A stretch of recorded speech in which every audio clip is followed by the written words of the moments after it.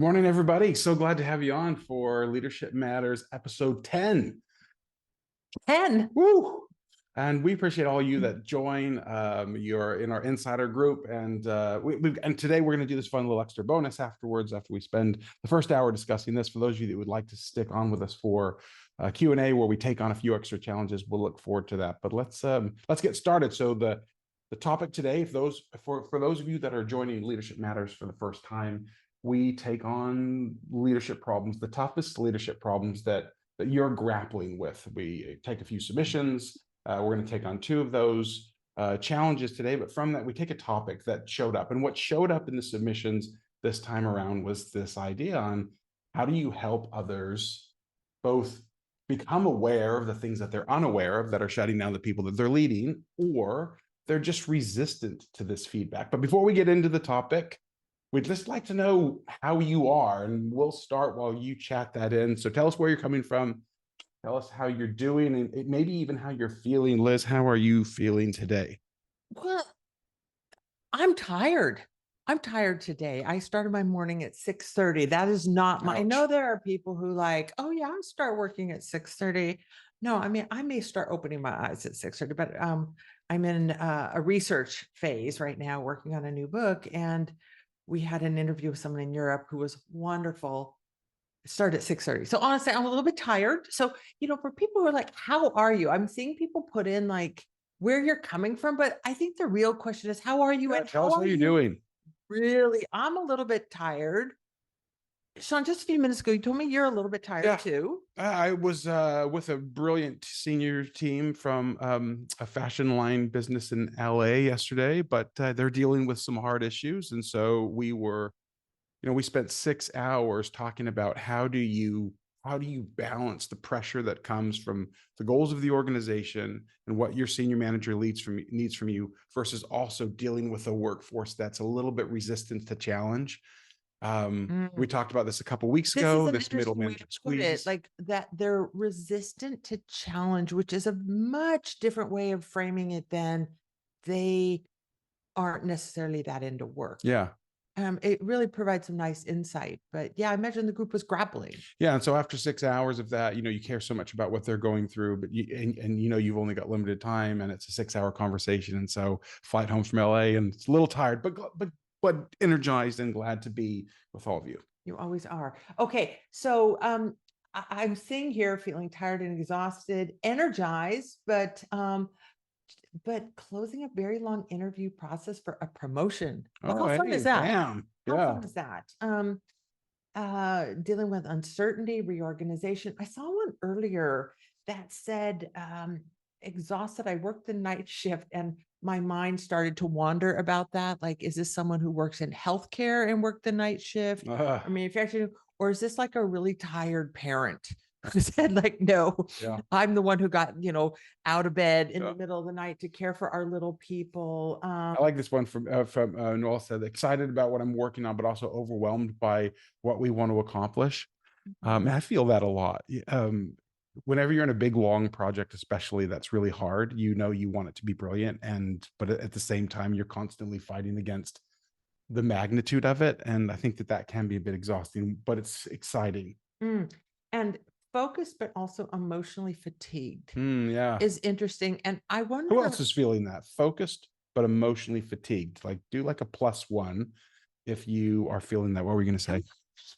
And Sean, you're kind of our resident expert on this. I wonder if sustaining focus on work or some objective or some challenge ends up causing emotional fatigue, because in some ways we have to like say, I don't have time or energy for like the emotional part of this. Like, I'm just all in focused right now, and I'll process my emotion later. So I wonder if that's interesting.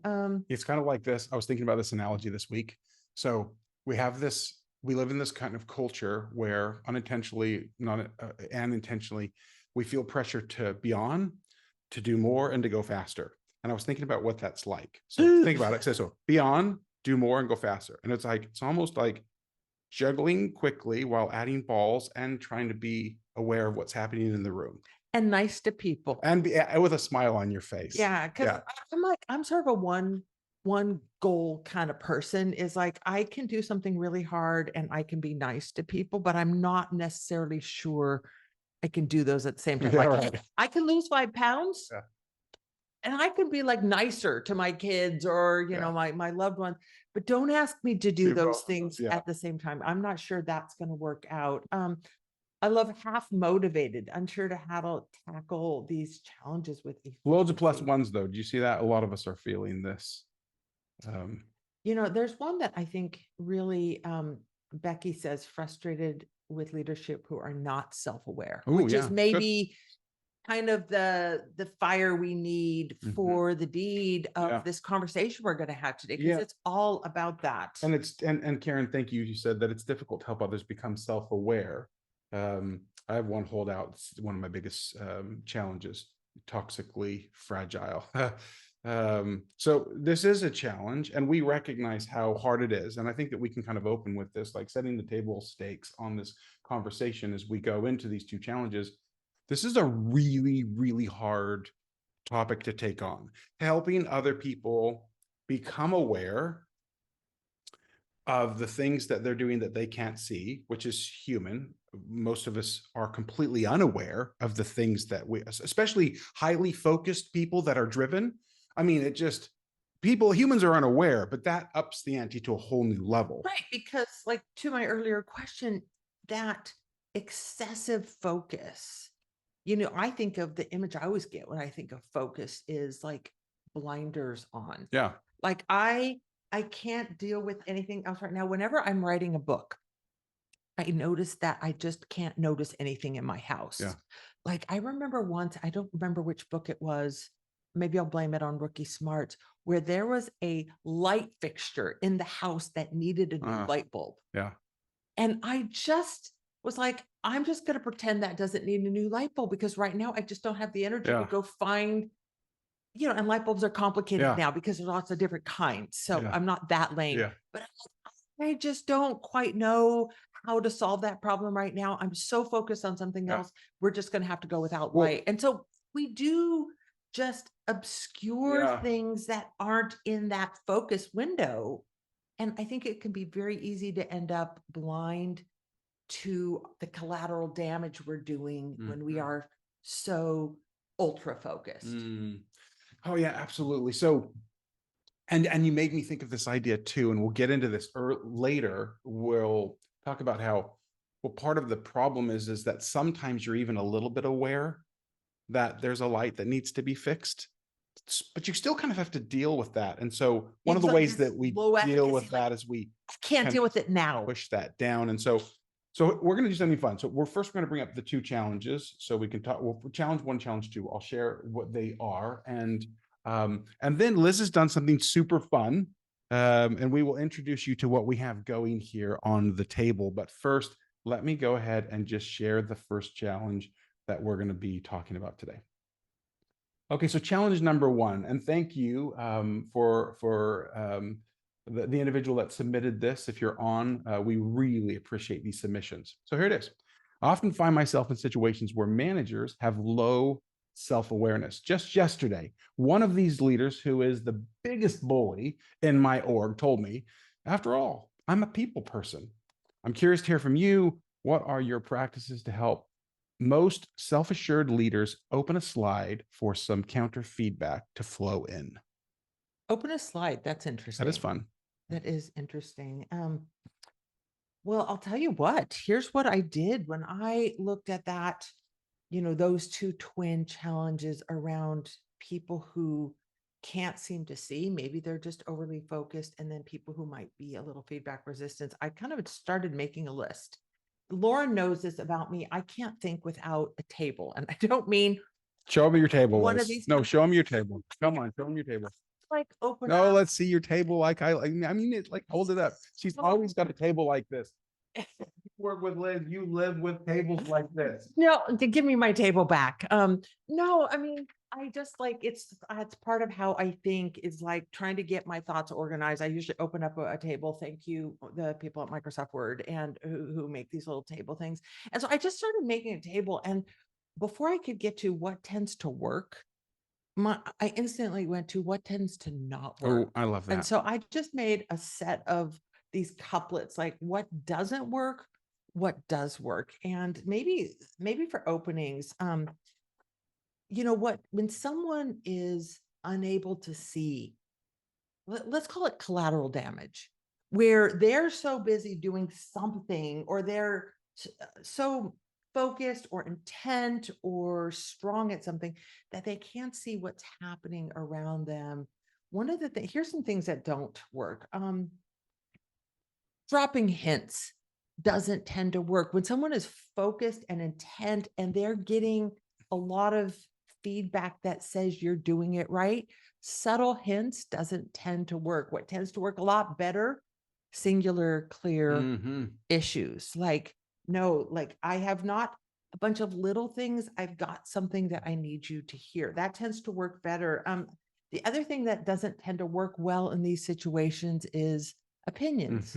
Well, I think, and maybe is it, and I think in these situations, what I have seen, certainly from coaching, is a body of evidence, something that speaks for itself, that's not emotional, that kind of creates this whole, like, it helps people see what's in the sidelines. And versus an opinion is, well, I think this. somebody comes to you and say, hey, listen, I think you could speak a little less in that meeting, in your meetings. Yeah, or like my experience. And we're going to talk later about the importance of understanding people's opinions and perspectives and experience with something. But usually that's not the best approach when someone just, they're not seeing. Yeah. And I always think of my son Christian, who used to come into the house like with lumber. Like he would come in, he was a little dude, and he'd be carrying like a 2x4. And we're like, be careful with that in the house. And he's like, huh? What? And like he's whacking and knocking things over, but he just doesn't see it because he is like, I'm going to go build something. Yeah. I think it reminded you of one of our very favorite leaders. So for those of you that have read Multipliers, you will have read this story about Bill Cambel. Bill Cambel, and I'll go ahead and share the slide.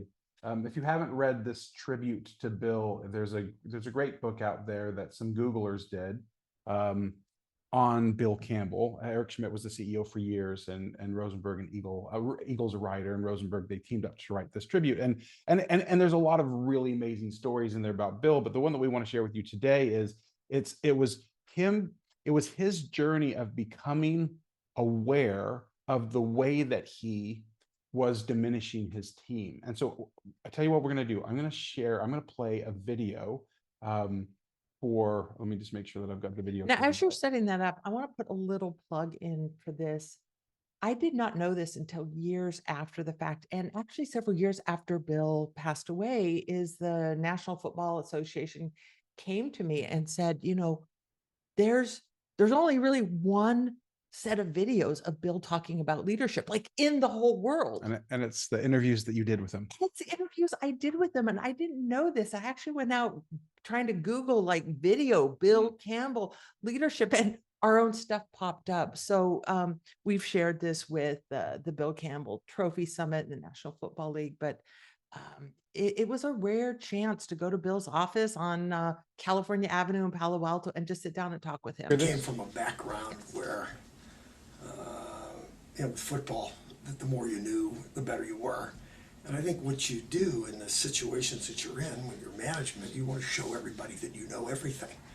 And so what you do is you kind of dominate the conversations, you tell people what you think, and you're not listening. And sooner or later it comes upon you that, I'm really screwing this thing up. I'm not getting the best ideas from the best people. And I think over a long period of my early career, as I look back on it, I was one of the great diminishers of all time. When I was at Apple, I was a diminisher, and yet, Donna Dubinsky, Randy Commissar, they really wanted to come and start a brand new venture with me, and we had a lot of fun. We were always close and good friends. And, they felt like at the end of my Apple time, I was getting somewhat better. And when I went to Claris and we started it, I went back to the same old way, dominating conversations, telling people what to do, making a lot of the decisions in the staff meetings. And, you know, we had a brilliant management team, you know, people that, I mean, just, you know, you look at people, the caliber of Donna Dubinsky and Randy Commissar and the rest of them, you know, Yogan Dalal, Dan McCammon, a lot of people that were like that. And so Donna was sent to me as an emissary from the group and sat down with me one afternoon and said, "You're back to your old ways. You're not letting us do the jobs that we were hired to do. If we can't participate with you, then it's not going to be any fun being here. If you're going to make every decision and manage everything yourself, then this company's never going to be great and we're never going to enjoy it." Whew, what a blast. And it was one of those things that when you went home that night, you recognized, God, she did me a great favor, and I really had to go about making a behavior change. And, you know, today, I don't believe I'm like that at all. You know, but it didn't just happen overnight.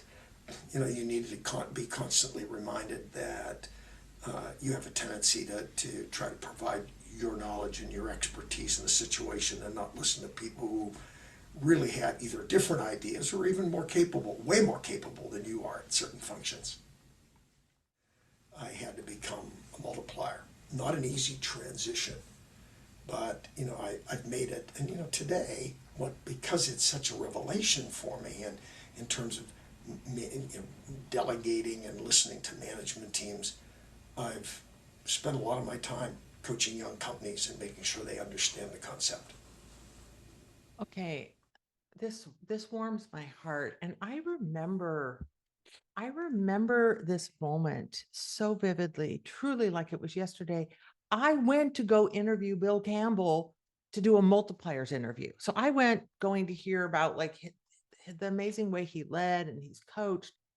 And when he said, "Oh no, I was one of the great diminishers," like I got this very different story from him. And like that story and him and his evolution as a leader was made possible by what Donna did for him, not to him, but for him. Like maybe I'd love to hear, Sean, what you see in this. Like what are the ingredients of like helping Bill see what he could not see, maybe what he was willing to do but couldn't see? And I would love to see people on chat, like, what are the elements if we were going to kind of John Madden this, which is a metaphor that will appeal to certain people of a certain age, but like if we were going to like decompose the play, like a good football coach, and like draw the lines, like, okay, this person went there, they blocked, they tackled, they did, like what happened? What are all the elements that actually created this turning point for this really amazing leader who was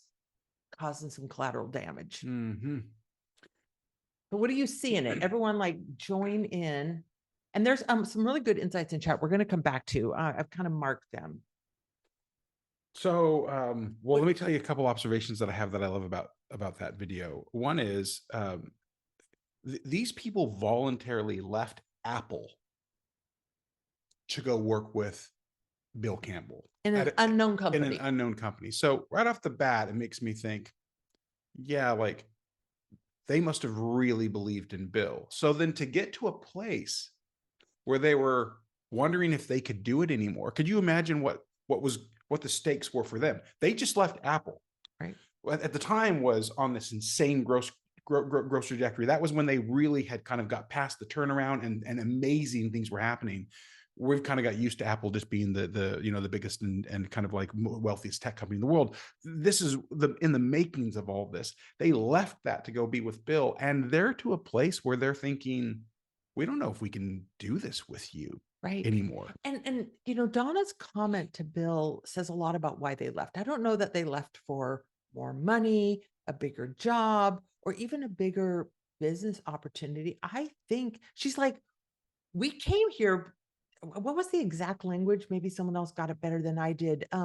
Like, we want to work with you. And I don't think they went to go work for Bill. Yeah, they wanted to work with Bill. They wanted to work with Bill. They wanted to have a voice. They wanted to create something. Most people join startups and maybe like those who do it very authentically, join to go create something and build something together. I have a good friend who just went to go start something, to build something with someone else, and it turned out he was a little bit more minion Yeah, but they're freaking out. than builder. Yeah. So you go build with somebody, and then all of a sudden you're not building, you're freaking out.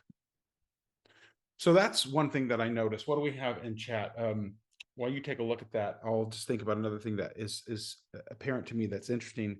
Is I'm interested in this idea that he uses these words that Donna was sent to him as an emissary from the team. They're really, it's powerful language, because what's implied in that as an emissary? Yeah, I mean, they selected her, number one. So Right. she's been carefully selected. She's a representative, and maybe because she's willing to go speak truth to power. Yeah. Maybe they selected her the way my siblings would say, why don't you go ask dad if we can do That's this? one of those Because situations. he'll say yes Yeah. to you or something, which is like, and so maybe if she's going to be a little brazen, she's like, Bill, you know why they picked me is because I'm willing to tell you the truth, or that we have this relationship. I love you. And like, you know that. And so, but it's also like, I'm an emissary, meaning it's not just me, it's back to this body of evidence, which is there's more than a single data point here. And she's bringing that kind of in her attache, so to speak. What else? What are we noticing in here? So she stuck her neck out. I'm going to go to Lauren. Yeah, because Lauren's always paying attention, unless Lauren, this happens to be a moment when you weren't paying attention. Like, what are you noticing in people's comments? I'm noticing a lot of people are noticing that there seems to be a little bit of an interplay here between like realization that there is a problem, there's real concern, there's worry, there's even like fear. Like you don't need to appoint an emissary to go represent all of you unless you know that this is high stakes and you're concerned about it. And at the same time, the channel already existed. Like she was able to go, there was some amount of trust there. Like they felt that this was worth doing in an intentional way, probably because of the history they had with Bill, what they knew about him, and how they expected that this could be received. Yeah. It gets me to another one, as I think this is such a universal, one of the things that just almost never works is when we go to someone with feedback, a feedback bomb, and we're going there to fix them. It rarely works. And, my guess is that they had a relationship where he perceived that she was going there to help him. And it's like, Bill, I'm here to help you not lose your team, because we are going to leave. Like, we will not continue to work for you under these situations, but I'm going to give you a chance to go back to what the original intent was, is we're going to go off and build something together. And there was a really good comment here in chat. And let me see, Lauren, if you already have it, it's about intent. And, of course that sings to my ears, because it's really at the core of so much of the work I've done, and the core of Multipliers is, we have to go with a body of evidence about the impact people are having. Kind of like my son in the house with the long 2x4 stud, who's having a very physical impact. You're trying to help them see that, but the way to help people see their impact is to start with their intent. Yeah. And I think probably embedded in this is Bill, you brought us here to build something great, and we want to do that. We are here to build something with you, but that's actually not the impact that you're having. And so I have found this to be, I don't know if magic is the right word, but it's this foundation of respect that enables these conversations, is to always start with people's impact, their intent rather than impact. What's interesting about this idea is, what happens when somebody goes to fix somebody, already there's a bit of a problem. Like, what am I going to miss? If I'm coming to fix you, Right. I'm, You are morally superior to I- me, yeah. probably behaviorally superior too. And I'd like to think so. So the idea is I already just can see what I need. There's no way I can see your intent. There's no way that I can think through, oh, wonder what Liz was intending by that. So I can, we'll talk a little bit more about scene perspective.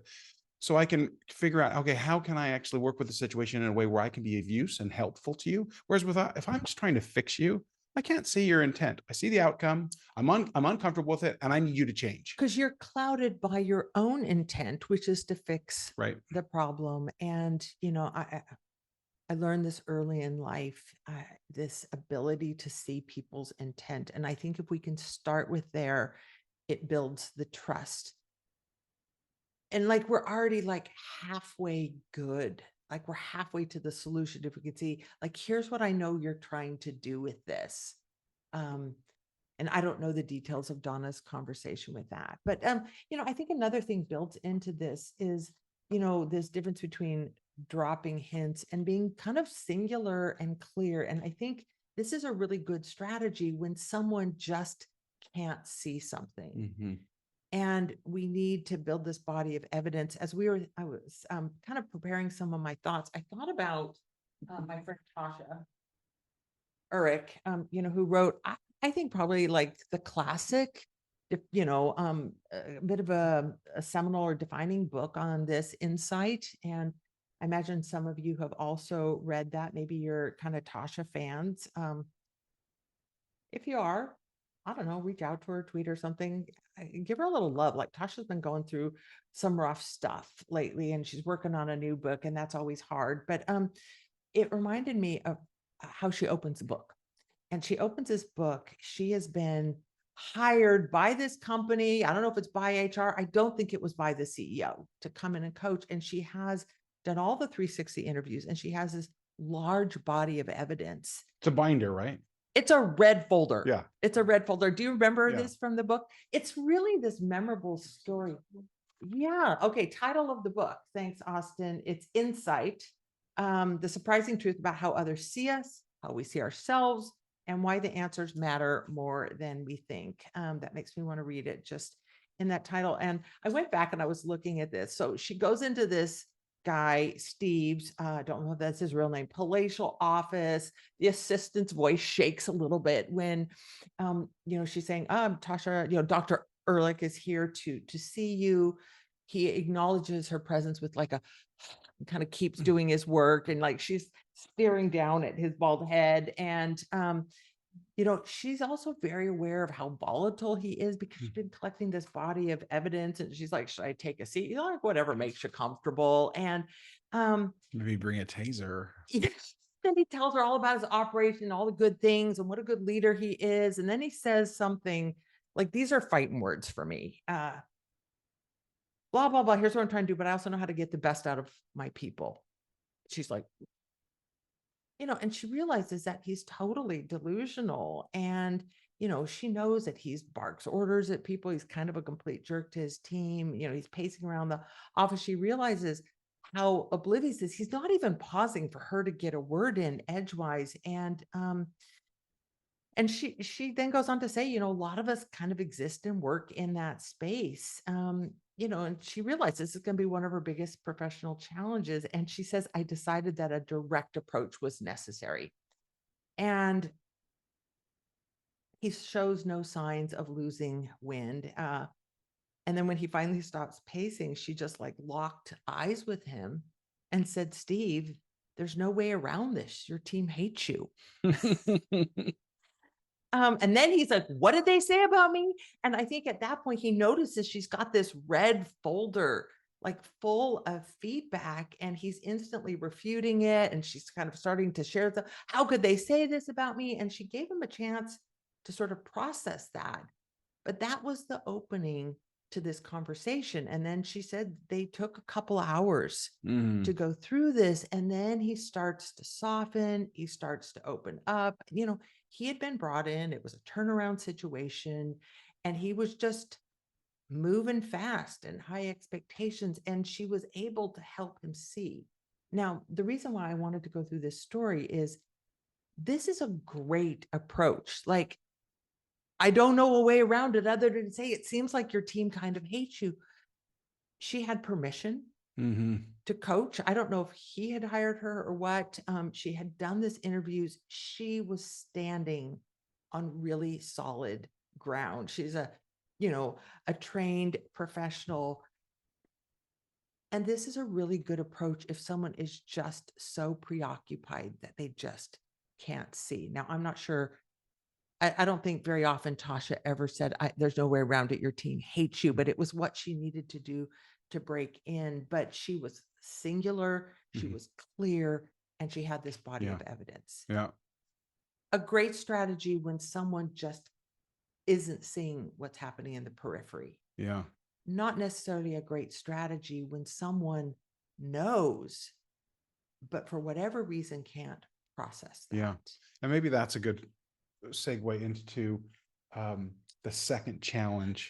Actually, Sean, before we go into that second challenge, I want to phone a nerd because I want us to baseline our conversation with like, how self-aware are we?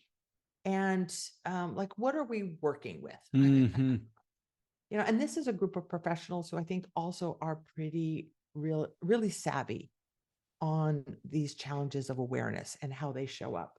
Lauren, what would you guide us with as we get going, particularly on this second challenge? No, this is something that has come up a couple of times in Leadership Matters. We've touched on it from various angles, talking about how self-aware are people, what are the challenges that keep people from being more self-aware. And I thought that because it's something that we have visited a few times, maybe today we could change this segment from being Ask a Nerd to Ask the Nerds. It's such an interesting phenomenon, this idea of how do we see ourselves and what is the level of accuracy that we can do that with. So everyone here, if you have a favorite little factoid or a pet statistic that you keep in your back pocket about self-awareness, throw it in the chat. Lauren, only you have pet statistics. Others might have other people down, but might. I don't know that they go to pet status. No, I would love to hear what people like. What does this look like from your angle on this situation? Or even so if anybody like has a sorry, go ahead, Liz. No, you're on. Okay, if anybody has a sense of this, like what do you think about how accurately do people see themselves? Are people self-aware? Throw it in the chat and we'll kind of read through that. And I've got a few things too. I love Liz, this. I'm not the only one with pet stats. It's been verified. I saw Sabrina coming to your defense on that. I noticed. I love this one from Anne in the chat. Benjamin Franklin said there are 3 things extremely hard: steal, diamond, and to know oneself. And isn't that the truth? Is it wrong to edit Benjamin Franklin? Because I want to edit that a little bit. I think there's a lot of people who are on this quest to know self, but it looks a little bit like navel gazing. Like, what do I care about? What's important to me? How am I experiencing the world? I think what's even harder is to know one's impact on others. Yeah, right. That is that wrong to edit? No, that's good. And I think I think honestly, thinking about the time that he was in, that is directionally exactly what he would have been talking about there. Whereas we might take that to know oneself a little differently. And more people are less concerned, I think anyways, with how they're affecting others versus how they're being perceived by others. Okay, here's an interesting one. And it comes from, from Mike. It is easy to fool yourself. And, we are masters at this. And Lauren, I imagine you do have some kind of angles and statistics on, like, our minds are actually built to trick ourselves in many ways. And there's a lot of biases. I once looked up, like, the cognitive biases, like the full variance of, cognitive bias. And I just remember it taking up an entire page. There were like over 50 forms of cognitive bias, whether it's hindsight bias and like the Dunning-Kruger, like, how skilled are you kind of bias, but we have so many ways to fool ourselves into thinking that we are doing good, which is what Steve, this kind of delusional CEO, was trying to do good. He's trying to save a company. He's brought in a turnaround situation, and he's so busy trying to do good, he can't see what's Liz, happening. one of my favorite examples of that is there was a study where they found that people could cheat on a test, perform well on the test because of that cheating, and then genuinely believe that their score reflected their true ability on this test. We see this over and over again. People think that they're above average on almost anything you ask about. Psychologists even call it the better than average effect. Somebody also mentioned, in Tasha's TED Talk, yes, Catherine brings up like less than 10% of people are truly self-aware. There was one study that where researchers objectively evaluated individual self-awareness and found that 95% of people say that they think they are self-aware. And the actual number is somewhere between 5 and 10% of people are objectively self-aware by that measure. And, Lauren, I love Heather's comment. Heather Short, as a superintendent, and I should know the district 10. And then, oh man, it's not coming up to me right now, Heather. You can put the school district, who has been such an incredible practitioner of some of the ideas we talk about and an incredible leader and learner. I try to start with this. Think about the nature of the people you lead. And I think that's an incredible starting point to help, first of all, get you out of your own head and to think not about what they're doing, but what is their nature? What are they built to do? What are we as humans want to do? Some of that is to fool ourselves. But the other is to rise to challenge, etc. Okay. Karen Allen, only about 15% of people are sufficiently self-aware, and there's less than 30% correlation between people's actual and self-perceived competence.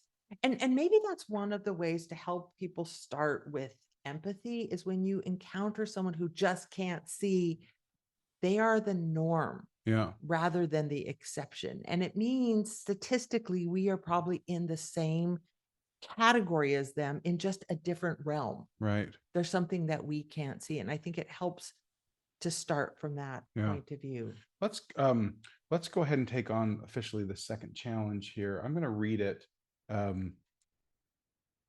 Here's what came in. And once again, if you're on and you put this in the chat, go ahead and let yourself be known. We are grateful for this. But here's what it was. The challenge was submitted was, how do you get someone to self-reflect on what they have said or done that was wrong? I felt everyone would be able to self-reflect, but I found that there are people who refuse to look at situations from other people's perspective. And so this is slightly different. This is the resistance to information as it's coming in, and as we're trying to help someone become more aware of the reality that's playing out and how they're affecting others. So let's talk about this one. What doesn't work when you're trying to help somebody that is resisting information that would help them probably have a better impact on the people they're leading? Yeah, and maybe this goes against statistics, but what I find is that when you can start with people's good intentions and remind ourselves that it's like we just can't see, we have a limited vision. I find that most people, when presented with some gentle evidence and education, are happy to move into that space of self-awareness. They don't necessarily do it on their own, but they do it joyfully. That has been my experience. There are some people who can't see it, who are feedback resistant. What doesn't work? It makes me think of an experience that is seared in my mind. And this is not too long after Multipliers has come out. And I start getting these messages, and some come on email, a few come on text, because I know some of the folks, a few like are coming in, although they're coming in of like multimedia, and it's a group of people who is suffering under a diminishing leader. It's someone I know. And I know several of these people because this is someone I knew through someone, back from my days in the corporate world. And they're like, like, you just wrote this book. And like, I think what they saw in this book and me was a glimmer of hope. And so the invitations came in, would you come and talk to our group about this diminishing thing? Because our boss is this terrible diminisher. He's textbook. He's everything like what you wrote about. Like, will you come talk to him? Because like, we are desperate. And I'm like, I don't think that's going to work. Like, my presence is not going to fix the problem. And they're like, no, like, we're really like, we'll set this all up. And I'm like, well, you probably would have need to read the book, and we would probably need, but I really don't think this is going to work. Well, they were absolutely convinced, and maybe I felt that glimmer of hope. So I showed up at their organization, and we did a book talk, and we talked all about diminishing and multiplying. And we did a lot of the things that we do when we normally expose these ideas. And I watched the faces of the people on the team. And I think merely when I walked in the room, they're like, oh, and I remember at the end of it, this individual, he was like, hey, this has been a great conversation. I love this. I love these ideas because I'm and everyone's waiting for him to say a diminisher or an accidental diminisher. And I'm watching the hope in their eyes. And he said, because I'm such a multiplier. I will not forget like their faces, as it's like a horror movie. They're like, and it's actually like my presence has done more damage than good, right? Because he's now convinced he's this multiplier. I share this because I think there is this, I don't know if it's a personality type who just can't see this. So like, what doesn't work? Yeah. Well, let me say something real quick before you flip that card. As I was looking through the research on just helping people that resist feedback deal with it, one of the things that a psychologist pointed out was that it is important to really size up an individual's limits. Like, I remember in Elon Musk, I think it was in 2001, comes out on, was it the Today Show? I mean, was it Saturday Night Live, and says, look, I'm on the spectrum. I have Asperger's. Did I say that right? And he was sharing this and he hadn't spoken about it publicly, but it's a reality for him. And since then, he kind of shared more. But who else was the other leader that I was thinking of that did this? It was, I'll think of it in a second. But the point is that there are limits. You probably think of it just after we finish. That's what always happens to me. Does that happen to everyone? It was Richard Branson. He says, look, I've got HD, or one of the combinations said, and I'm dyslexic. And he was sharing this really affects sometimes my ability to see what other people can see, because I'm so hyper-focused on what I'm trying to accomplish. And it causes all sorts of problems. And what this particular individual was saying was that it is really important to try to size up the reality of a particular leader in terms of what are their limits, what is the capacity that they have to be able to take some of this feedback. And it's some of this resistance that we're seeing for them simply a little bit outside of their control, or kind of like fundamental to their design. But that kind of gets us in an empathic mode as we're really trying that helping them, that card, as we try to really help people to think through like, well, where are they and what is their capacity to be able to take this information? And that informs the strategy and how we actually help them with whatever resistance we're seeing. And Sean, there's such an important point in this, is that most of our strengths also come with some downsides. And it's one of the things I've gained a lot of empathy for over the years. I used to be like, rid the world of diminishing bosses have to go. And I realized there are some people who have a genius, and a form of genius doesn't make them good leaders. In fact, it kind of in many ways makes them decidedly bad people leaders, but it makes them so good at something else that like, we need to acknowledge that they may not be well suited for people leadership because of this effect they have on others, but they play a valuable role in our society and in our organizations, and let us not diminish the value that they create. Yeah. And sometimes it's worth the cost to organizations. And so like, I don't know, it helps me start with empathy. Okay. What tends not to work when someone has a hard time processing feedback, seeing that their good intentions are not realized, other people aren't appreciating all the good things that they're doing for other people. Ganging up on people rarely works. And, you know, it could be easy to go down this path. Like, as we think about assembling a body of evidence, this is different than Donna going to Bill Campbell. Yeah. Who wants to see, who has the ability to see. I think a better strategy is opting in, like letting people opt in rather than ganging up, rather than trying to, you know, take some sort of intervention, creating a situation that people could opt in. Hey, in this conversation, we're going to be exploring how most of us have some diminishing tendencies and that we're all probably accidental diminishers. Like, would you be interested in joining this conversation to explore how you might be having a diminishing effect? Very different than the intervention of, we're going to bring Liz and, you know, like somehow just by dropping the book, it's going to be enlightening for people. Could you imagine how different that would have been for Bill if kind of like, you know, that scene in Empire Strikes Back where Han Solo is tricked by Lando Calrissian, I think, to go into this room where he's going to have maybe have dinner or something. And he goes in and it's Darth Vader and a bunch of stormtroopers, and they kind of take his gun with the Force, and he's tricked into this moment. Well, imagine Bill having, for those Star Wars fans, you know, that scene. Imagine if Bill would have been invited to a conference room where they were all waiting for him. Yeah. Okay. So, Sean, are you saying I'm Darth Vader? Because like I got pulled into this thing. Like, Liz, you show up and lead this conversation, and our leader is going to see his diminishing ways. I think maybe I was Darth Vader, and I wanted that to work, and I knew it wasn't going to work. Here's the other thing that doesn't work very well, and this one's hard. It's almost like hard to flip this one over. Truth telling, I don't think works. So what do you mean? You know, I think we want to get ourselves in this situation and be like, no, like this person needs to hear the truth.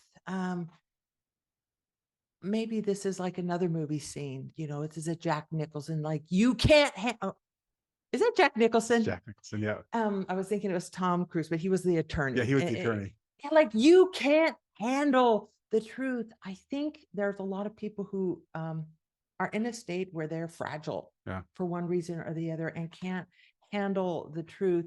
So going in and trying to say, this is how it is, and I need you to see it and understand it and process this, I think tends to be a losing strategy.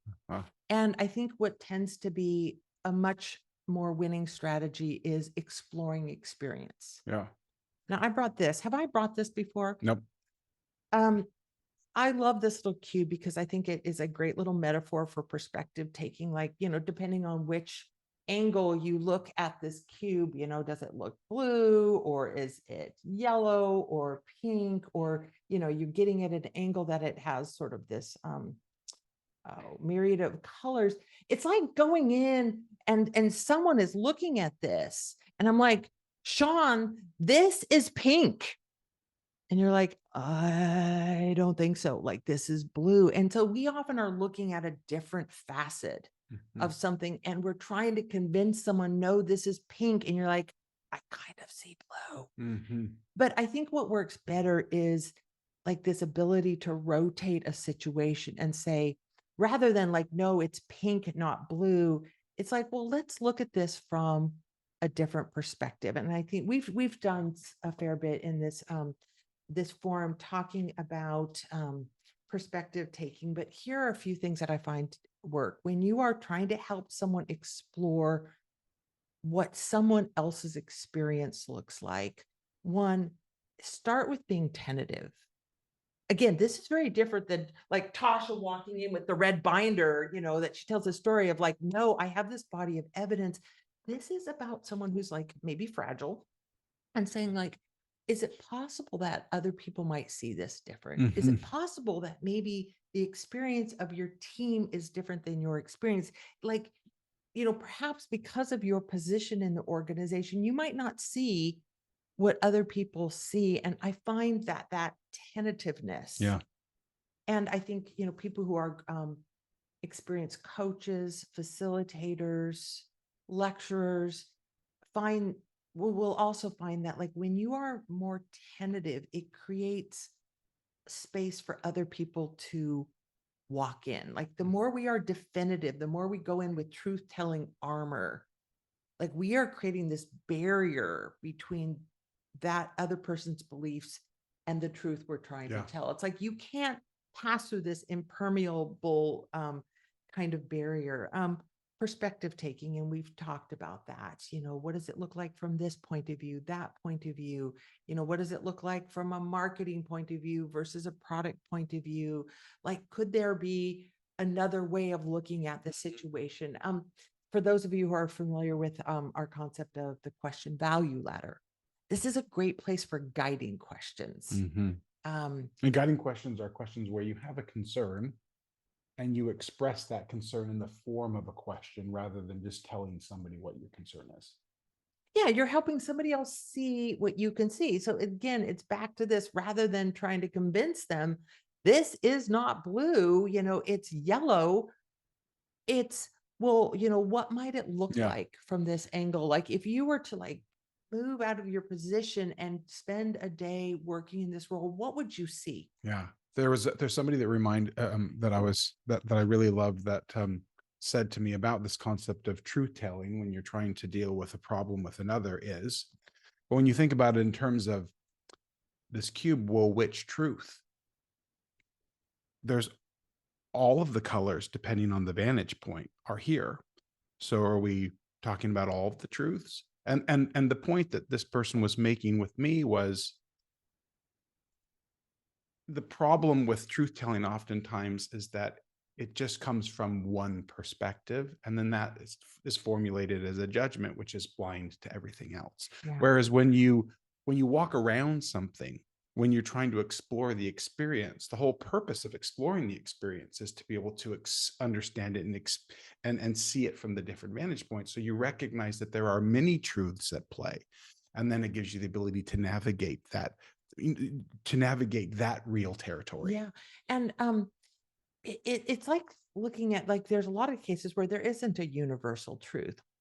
And I would even encourage us to move beyond, like, multiple truths, because then you're still, like, in a battle of, like, who's really right here. And when we frame it as exploring other experiences in a situation, they're not necessarily true or not. They're just different vantage points. And I like to think of the sports pitch, the football field, where, people in the stands are so convinced the ref got it wrong from their vantage point. But often you find, like, that's the angle they saw it at, but that doesn't mean they saw it correctly. Like, someone who was watching from a different angle might have had a better view of, like, the goal line, and did the ball cross the goal line or something. But it's like, we see things differently depending on what part of the experience we're in, where we're in the hierarchy, what function we're in. And so, like, instead of trying to give people feedback and helping them see the truth, when we can explore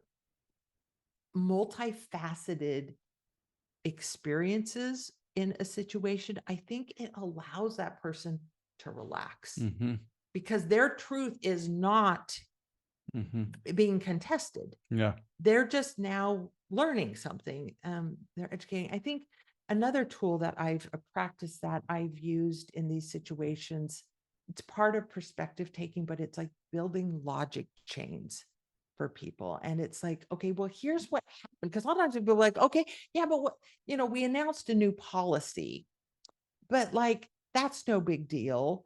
Like, that's harmless. Well, I think you have to look at the cascades of things.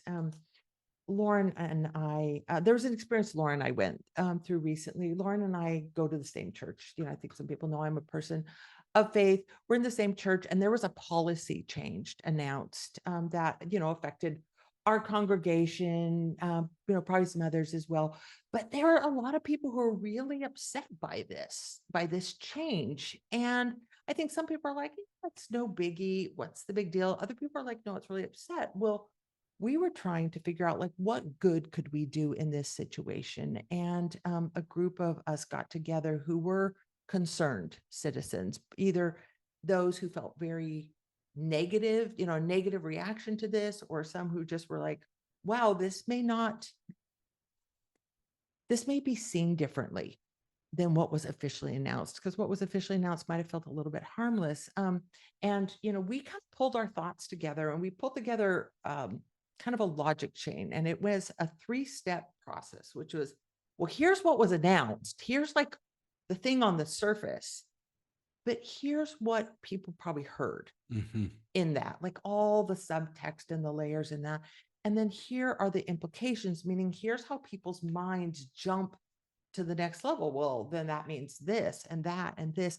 And we kind of laid that all out. And Lauren was one of the people who represented. We pulled, like the congregation leader together, and we just walked through this. And it was this very kind of a beautiful experience, where normally it would have been like, well, wait a minute, that's not what was meant. And what do you mean people are concerned? That was such a small thing. It was like, oh, I could see how what was announced was interpreted differently than what was maybe really meant by that, and how then people might draw other conclusions. And I just remember it opened up this ability for someone who was in a position who would want to maybe defend this, just like was like, teach me and help me understand. It's interesting. It makes me think about this next one here, as we think about this idea of, just when people resist giving feedback, a lot of times just giving feedback simply doesn't work. We just go to say, hey, you messed this up or whatever. But what does work is when we can help in the feedback, we can separate self versus work. And I think that this is really important. Your story made me think about this story that I read about with the CEO of Microsoft, that when one of the first things that he did, Satya Nadella, when he took over for Steve Ballmer, was he had his senior team read a book by a psychologist named Marshall Rosenberg. And the book was called Nonviolent Communication. And the premise of nonviolent communication is, it's not about right or wrong, good or bad. It's about being able to communicate through observation what someone's done and how you felt, and then expressing what you wanted differently, and to tell why. So instead of saying, Liz, you really screwed that meeting up. You spent all of this time on that one topic, and what we really need you to do is spend time on the topic that I brought to you. I've never done that. All the time. And so instead, the idea would be, hey, when you spent that 45 minutes on that particular topic, I felt frustrated because I put a lot of energy into that one piece of research that I gave you. And so it's not about you. I'm not saying, hey, listen, I got to tell you, you really screwed this thing up. But instead, I'm separating observation from judgment. I'm saying, hey, when that happened, it affected me this way. And I think that at the heart of this idea, that a lot of times where we miss in giving feedback is we go right in with some kind of a sentence, right in with some kind of a judgment that's in the feedback. And it makes it to where people just have to take that on as if it is, and if it's them. And it doesn't give them a chance to be able to kind of look objectively at the behavior, at the experience that occurred, and how that might have affected others. And, Sean, if we can push this even further, instead of like, well, you screwed the meeting up, or because you spent the majority of time on this one topic, ABC happened, it could be even more depersonalized, like, because the session was really so heavily focused on that one topic, like we all didn't get a chance to do this, which is really separating self from the work. And, I think it is our default that we give people feedback. I think most people don't want feedback. And you know what? And most managers don't want to give people feedback because it doesn't feel good to be making a judgment about another person. Mm-hmm. I guess unless you're online and anonymous social media, then apparently it does feel very good to people. But like, I think most managers find this kind of anathema to do, but giving people intel on their work, Yeah. like, here's the consequence of that choice on the Yeah. work. It just That depersonalizes it. depersonalization.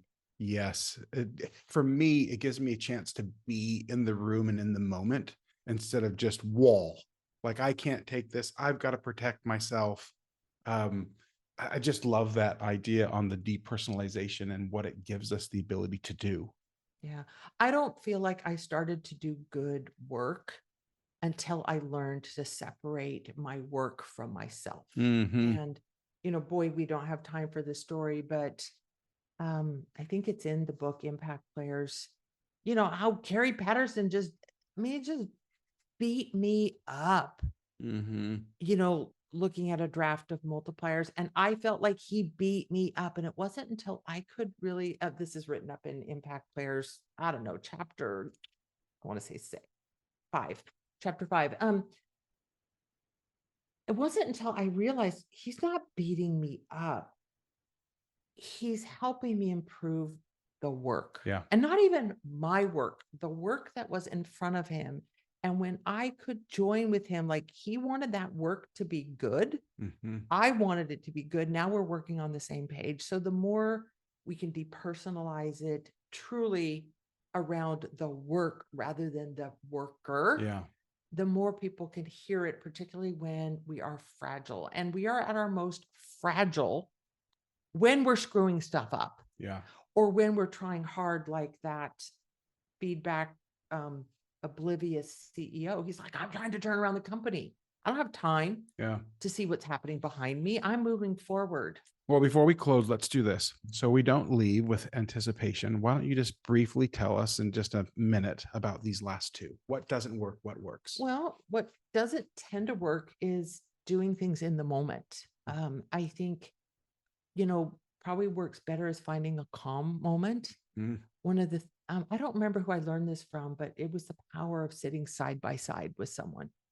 And I think I heard it in the context of parenting, is that the most important conversations happen when you're sitting side by side in a car. Or I think this was actually in my research on multipliers. Someone said that their multiplier used to give them feedback when they were sitting next to each other on an airplane, rather than like, I'm looking at you and judging you. What else doesn't tend to work well is like persisting in trying to change someone's behavior or opinion. That probably works as well as it does in politics. And maybe what works a little bit better is maybe just accepting where people are and helping them see a fuller picture, a richer picture, a different perspective, like accepting and being part of an illuminating process probably has a lot greater efficacy in the end.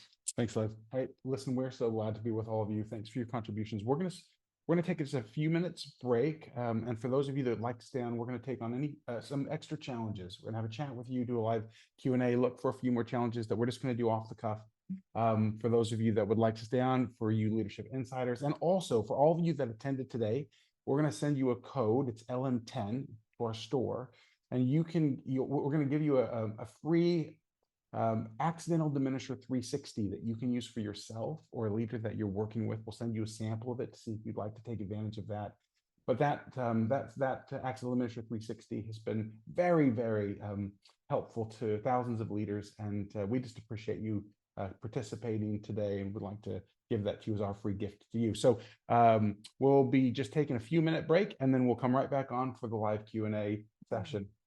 And thank you for the insights, and thank you for Lauren for both the research she brings in, for looking at the chat, and it's always thank you to Austin Flyler, who is running everything behind the scenes and making this all work and communicating constantly and helping build this community.